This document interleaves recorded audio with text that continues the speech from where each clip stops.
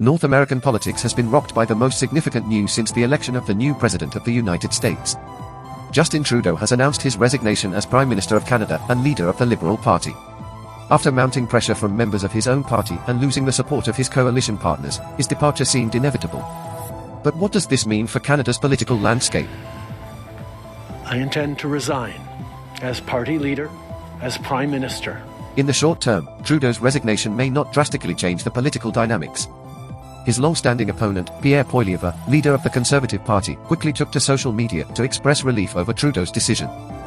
Canadians desperate to turn the page on this dark chapter in our history might be relieved today that Justin Trudeau is finally leaving. Poilievre's statement reflects widespread public dissatisfaction with Trudeau, which has consistently boosted Conservative polling numbers. However, Trudeau's exit brings new variables into play. After the party selects its next leader through a robust, nationwide, competitive process. The Liberal Party, battered by declining popularity and internal dissent, now faces the challenge of selecting a new leader. This change in leadership could renew support among disillusioned voters who had grown weary of Trudeau's tenure. With Trudeau no longer serving as the face of the party, neutral voters may be more inclined to reconsider their stance toward the Liberals. On the other hand, the departure of such a polarizing figure shifts the public's attention. Criticism previously directed at Trudeau may now turn toward Poilievre, putting his policies and leadership under closer scrutiny. We'll cap spending, axe taxes, reward work, build homes, uphold family, stop crime, secure borders, rearm our forces, restore our freedom, and put Canada first. All with one mission. While Poilievre has capitalized on anti-Trudeau sentiment, he will now need to demonstrate his ability to lead and deliver on his promises, a task that becomes more challenging without Trudeau as a convenient target. When will we put an end to this wacko policy by this wacko Prime Minister? I replace wacko with extremist. I'm going to ask the Honourable Leader of the Opposition to please withdraw that comment. I'll replace it with radical Baptist policy. I am not asking to replace. Poilievre's strategy of relying heavily on Trudeau's unpopularity as the central narrative to engage Canadians is unlikely to remain effective for much longer. The 45-year-old from Calgary is also keenly aware that he now bears greater responsibility for his actions and will soon need to deliver on his lofty promises. Trudeau's resignation has somewhat shaken his confidence, as evidenced in a recent video where he attempted to quash hopes of meaningful change and argued that the new Liberal leader would be no different from Trudeau. Every Liberal MP in power today, and every potential Liberal leadership contender fighting for the top job, helped Justin Trudeau break the country.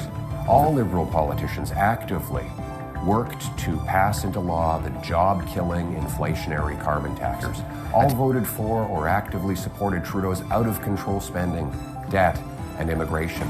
So given that Liberal MPs and leadership contenders unanimously supported everything Trudeau has done, why dump him now? Have they had a change of heart?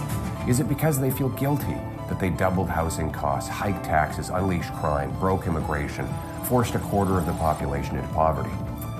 No, they continued supporting Trudeau when he did all of those things. No, their only objection is that he is no longer popular enough to win an election and keep them in power. It seems that the resignation may still be a bit of a challenge for the Conservative camp, as it forces them to pivot toward a more proactive approach. Meanwhile, for the Liberals, it brings a glimmer of hope for a potentially better future. Their unpopularity has likely already reached its lowest point, and the departure of their divisive leader is expected to lead to a modest recovery in public support. Moving forward, any new leader at the helm of the Liberal Party is likely to improve their prospects. This country deserves a real choice in the next election, and it has become clear to me that if I'm having to fight internal battles, I cannot be the best option in that election. With parliamentary proceedings prorogued, an election is unlikely before March, granting the Liberals a brief respite. This delay provides the party with an opportunity to rebuild, select a leader, and potentially stabilize their base. However, the Conservatives' strong polling numbers and entrenched support suggest that a Liberal resurgence sufficient to threaten a Conservative victory remains unlikely. Instead, the Liberals' focus will likely shift to mitigating losses and ensuring a strong opposition presence in Parliament.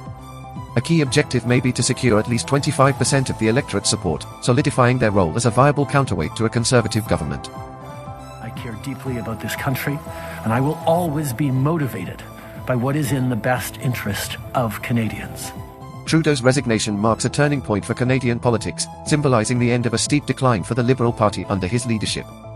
For the Conservatives, it represents an opportunity but also a significant challenge, the need to transition from opposition rhetoric to governing readiness. For Canadians, the coming months promise a highly eventful political landscape filled with unanswered questions and pivotal decisions. A new Prime Minister and leader of the Liberal Party will carry its values and ideals into that next election. I'm excited. As Canada officially enters an election year, all eyes will be on the Liberal leadership race, the Conservative response and broader shifts in public opinion. This moment not only closes a chapter in Trudeau's political career, but also opens a new and uncertain era for Canadian politics.